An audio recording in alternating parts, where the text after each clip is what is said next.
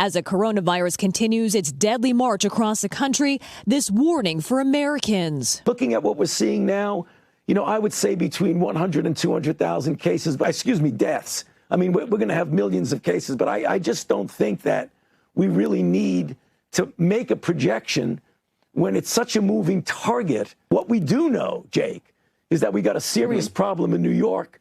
We have a serious problem in New Orleans, and we're going to be developing serious problems in other areas. This after the CDC issued a late Saturday travel advisory for New York, New Jersey, and Connecticut residents, telling them to refrain from non-essential domestic travel for 2 weeks. The notice creating confusion after President Trump first weighed the possibility of a short-term quarantine in those states, but later backed away from the idea. Governors were given full discretion over the new rollout and said the advisory is already in practice. It's totally consistent with everything we're doing. That's something that, as I say, it's de facto happening already. We're discouraging people from traveling and making sure they stay at home as much as possible. With at least 59,000 positive cases and approximately 42% of coronavirus deaths in the U.S. centered in New York, Governor Andrew Cuomo extended the stay-at-home order through April 15th, stretching into major holidays like Easter and Passover.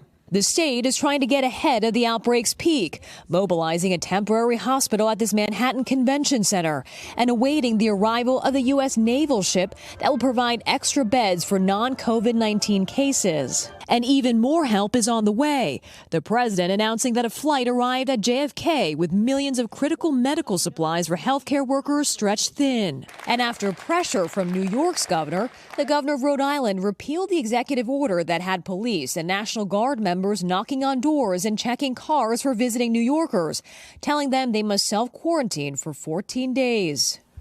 And Kathy joins us now live from the Javits Center here in Manhattan. Kathy, normally that's a convention center now being made into an emergency field hospital. When will that be ready to operate, and what's happening in Central Park?